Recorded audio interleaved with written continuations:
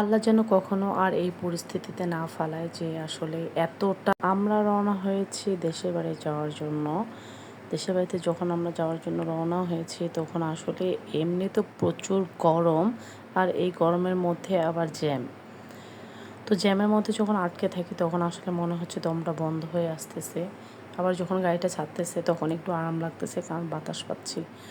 তো আমরা এইভাবে চলে আসছি স্টেশনে। স্টেশনের আসলে উপরের দৃশ্যটা আমার এত ভালো লাগে যেটা বলার মতো না। তো তারপরে হচ্ছে এই তো এটা ক্যামেরা বন্দি করে ফেললাম আপনাদেরকে দেখানোর জন্য যে আসলে দেখেন স্টেশনটা আসলে কতটা সুন্দর। আগের চেয়ে অনেকটা ডিসিপ্লিন ভালো করছে। আগে তো কোনো ডিসিপ্লিন ছিল না, যে যেমন করে মন তেমন করে আসলে ঢুকতেছিল। এই যে আমি হাঁটতেছিলাম, আমার ভাইস্তা হচ্ছে সামনে।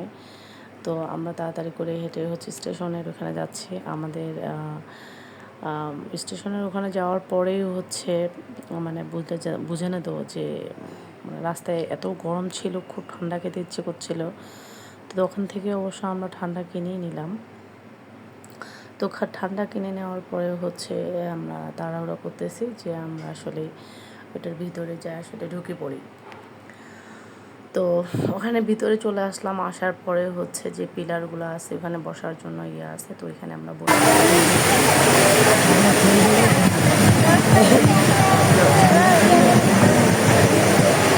সবচেয়ে শান্তি হলো আমাদের পঞ্চগড়েরটা না। এই ট্রেনটা হচ্ছে পঞ্চগড় এক্সপ্রেস, যে ট্রেনটা ছিল সেটা অনেক ভালো ছিল। এটা আসলে তেমন একটা ভালো না। যাই হোক, এভাবে আড্ডা দিতে দিতে যেখানে আমাদের ট্রেন আসার কথা 11:30টায়, সেই ট্রেন আসে হচ্ছে আমাদের কয়টা 2:30টার দিকে। রাত 2:30টার দিকে হচ্ছে আমাদের ট্রেন আসে। আসলে এটা জাস্ট বলার মতো না যে কতটা যে কষ্ট পাইছিলাম। সেই 10টার দিকে লোকটা যে 4টা ঘন্টা একখানে বসেছিলাম, অনেক খাবার কিনছি দেখেন, কিন্তু আসলে কেউ কিচ্ছু খাইতে পারেনি। আসলে এত গরমের মধ্যে রুচিটা নষ্ট হয়ে যাচ্ছিল।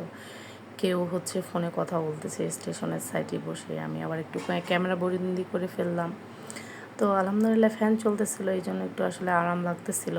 তো ট্রেনের জন্য অপেক্ষা করতে করতে তো সবার মনে বিরক্ত এসে গেছে যে ট্রেন কখন আসবে, কখন আমরা আসলেই রওনা দেব আপনজনের কাছে। তো যাই হোক, আমরা একটু সামনে আগায় গেলাম, আবার যে আমাদের যেখানে বগিটা আছে সেখানে যাওয়ার চেষ্টা করলাম, যে ওখানে গিয়ে আমরা রেস্ট করি, তাহলে আমাদের জন্য অনেক ভালো হবে, উঠতে সুবিধা হবে।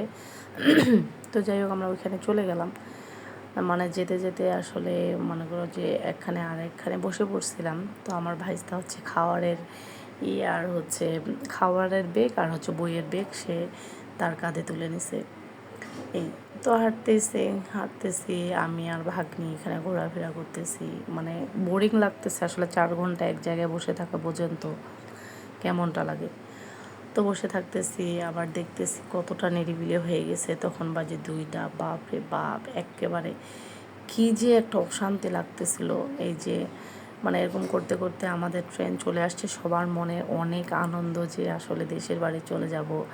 মানে দেশের বাড়িতে আসলে গ্রাম মানে হচ্ছে অন্যরকম একটা ভালো লাগা, অন্যরকম একটা শান্তির জায়গা, যেটা আসলে কখনো বলার মতো না। যে আসলে গ্রাম যখন আপনজনদের কাছে ফিরে যাওয়া যায়, আসলে আপনজনদের কাছে মানে এটা আসলে বলে প্রকাশ করার মতো না। যাই হোক, আমাদের ট্রেন চলে আসছে। আমরা আস্তে আস্তে করে টুকি টুকি করে হচ্ছে সামনের দিকে আগাচ্ছি যে ট্রেনে ওঠার জন্য। তো আমাদের বগিতে হচ্ছে ইনো বগি ছিল। তো সেখানে আমরা অলরেডি একটু হলে পৌঁছে যাব। পৌঁছে যাওয়ার পরে হচ্ছে সেখানে দেখি এখন আসলে ট্রেনটা তো আসছে, রওনা হই কখন। তো আমরা ওখানে যা বসার পরে দেখতেছি আলহামদুলিল্লাহ ট্রেনটা হচ্ছে ঠিক 2:30-2:40 হচ্ছে ট্রেনটা ছাড়ছে। আমরা তখন একটা শান্তির নিঃশ্বাস মনে হয় নিতে পারলাম যে আল্লাহ বাঁচাইছে।